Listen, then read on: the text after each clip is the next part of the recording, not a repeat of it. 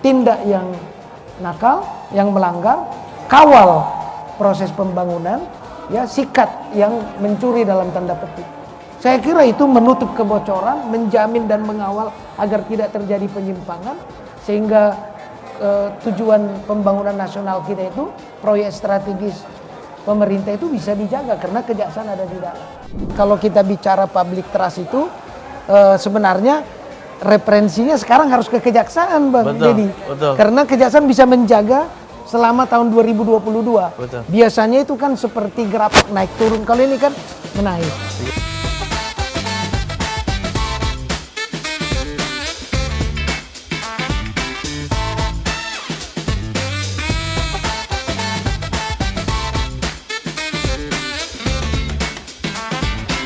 Assalamualaikum warahmatullahi wabarakatuh. Kembali hadir program podcast Pojok Puspenkum yang hadir di tengah-tengah rapat kerja nasional 2023. Dan saya tidak sendiri karena saya didampingi salah satu duta medsos kejaksaan yang kece badai. Dan Angel sih? Keren lagi. Iya, hari ini tuh ada yang paling keren karena di antara seluruh tamu undangan ada yang paling nampak penampilannya berbeda.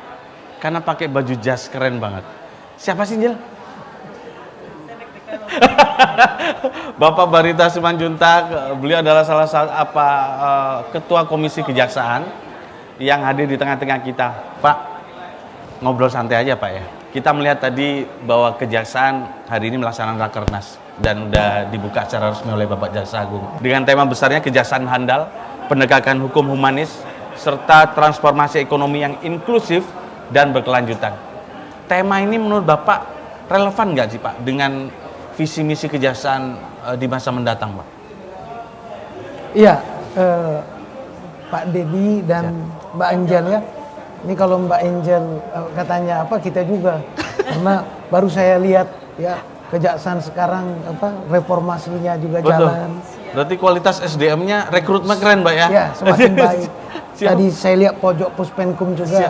Siap Pak. Ada inovasi, kreativitas sehingga kita bisa melihat capaian kinerja dengan lebih singkat. Betul Pak. Jadi Mas Dedi, saya lihat ini temanya tidak hanya relevan tapi ini menggigit. Khususnya dalam rangka kan yang sekarang itu visi misi presiden. Implementasinya sektoral di kejaksaan. Jadi tadi dikatakan penegakan hukum yang handal, humanis. Dalam kata kuncinya ada pemulihan transformasi ekonomi.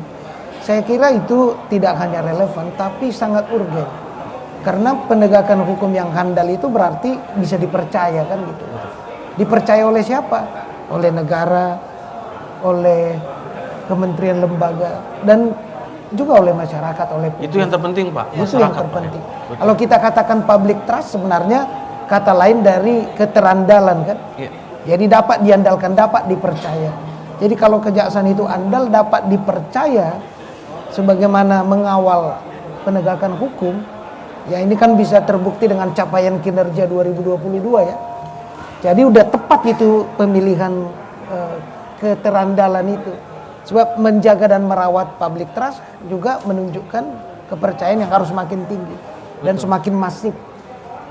Tahun 2022 itu sudah dicapai.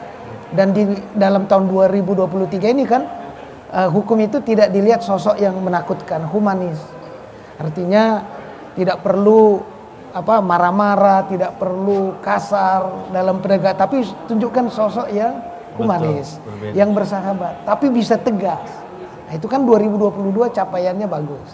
Jadi kata lagi transformasi ekonomi, pemulihan ekonomi.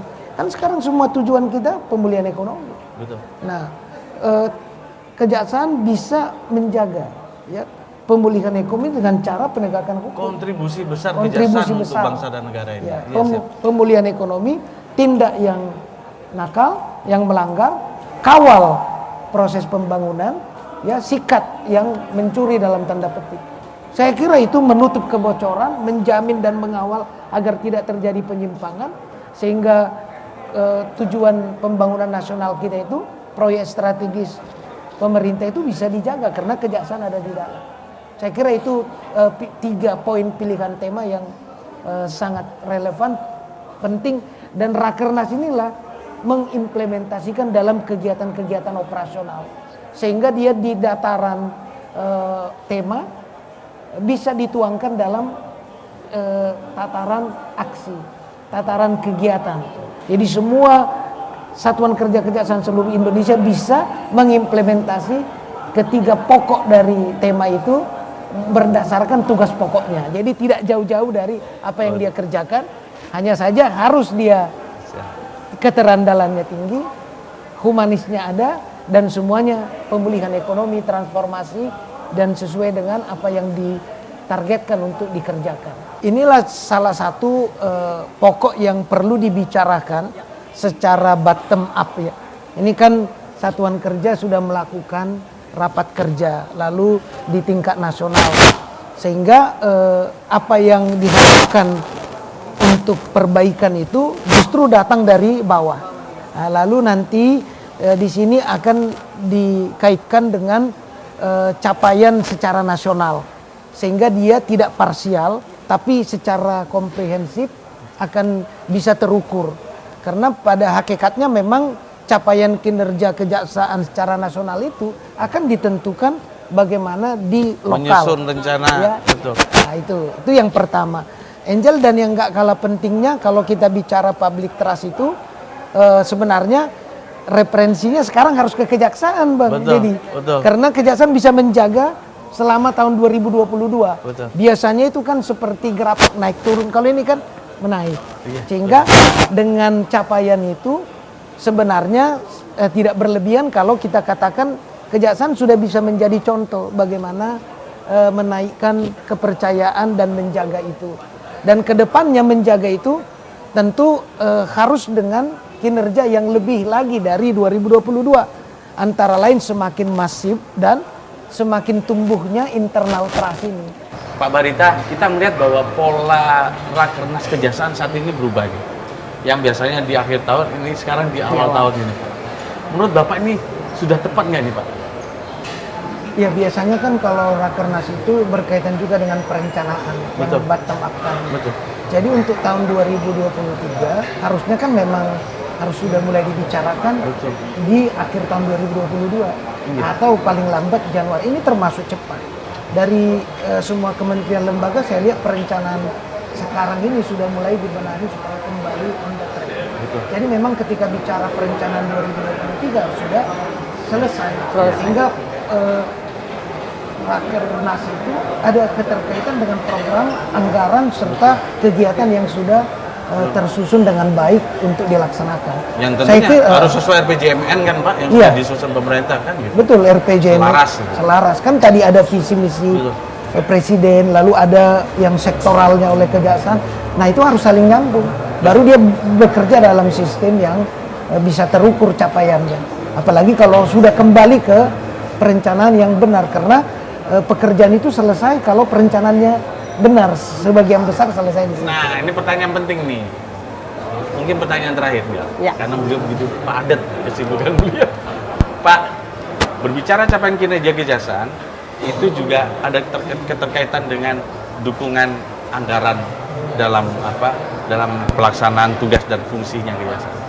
Nah, menurut Bapak ini anggaran kejaksaan ini masih perlu ditingkatkan nggak sih Pak? Dan sejauh mana peran Komisi Kejaksaan dalam mendukung terwujudnya dukungan anggaran yang memadai untuk kejaksaan, Pak?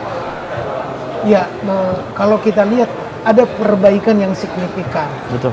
khususnya dalam 3 tahun terakhir. Iya.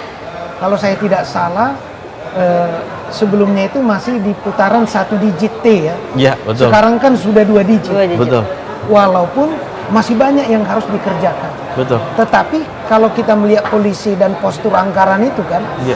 kepercayaan masyarakat kepada satu institusi akan menentukan Betul. ya Betul. seberapa besar kepercayaan untuk mempersiapkan anggaran. Betul. Dan ini sudah kelihatan. Betul. Saya yakin kalau tahun 2022 saja sudah 2 digit T-nya, Iya. dengan capaian kinerja 2022 yang sudah sangat baik, Betul. pasti akan ada peningkatan 2023. Iya. Kan siklusnya begitu. Siklus ya, Pak. Ya, Rakernas, Musrenbang, perencanaannya sudah rapi sesuai RPJMN. Lalu bagaimana evaluasinya bagaimana penilaiannya, bagaimana outcome-nya sudah terpenuhi sekarang ini. Nah, kita tentu melihat ada perbaikan, walaupun kita masih melihat sebagai Komisi Kejaksaan masih diperlukan yang lebih banyak agar capaian kinerja itu keseluruhan dapat meningkat lebih signifikan. Dan hebatnya Kejaksaan, Pak, dengan anggaran terbatas, nggak yang dulu belum berapa digit, Pak ya, belum 2 digit, tetap memberikan kiprah besar loh, Pak, dalam penegakan hukum. Itu hebatnya orang Kejaksaan nih, Pak. Betul sekali, Pak Dedi kan. Oke, Pak. Jadi, tapi kan itu tidak bisa Iya, betul. seperti itu terus. Iya. Ya. Harus terus, Pak ya. Harus terus, sebab negara ini punya kewajiban menyediakan anggaran yang cukup untuk penegakan hukum. Ekspektasi negara pada kejaksaan besar, maka tentu untuk mencapai itu diperlukan dukungan anggaran yang signifikan juga. Nah, Komisi Kejaksaan salah satu tugasnya adalah memberikan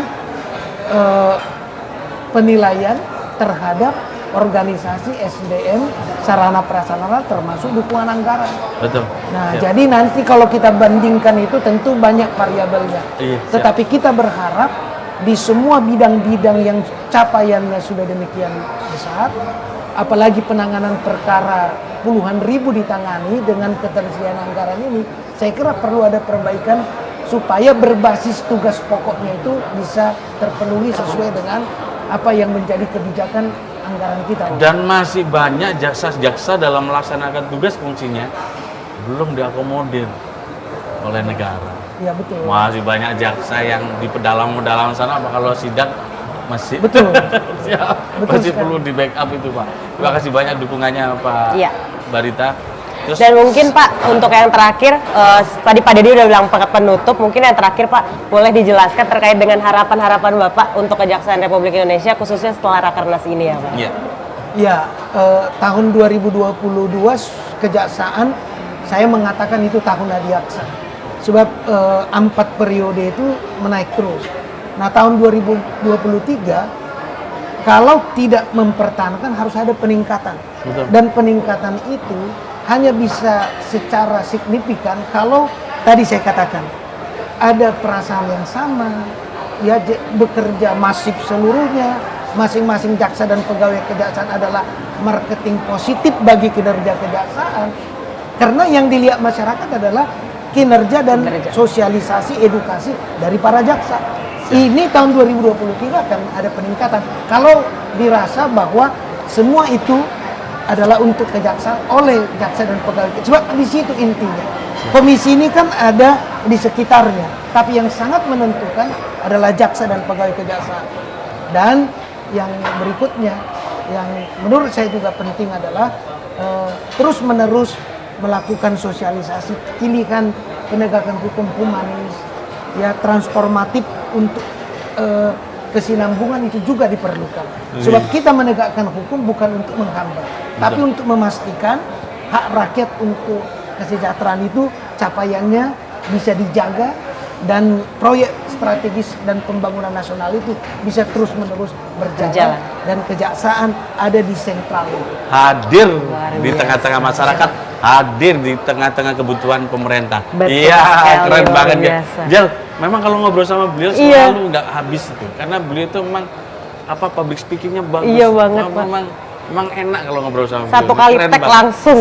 Langsung jadi. Informasinya benar-benar lengkap, jelas dan padat. Dan satu kata untuk kejaksaan yang hebat, Ya. bahwa kontribusi besar kejaksaan hari ini itu berkat kerja keras segenap jajaran. Siap. Dan itu harus kita tunjukkan di periode 2023, periode 2024 dan seterusnya.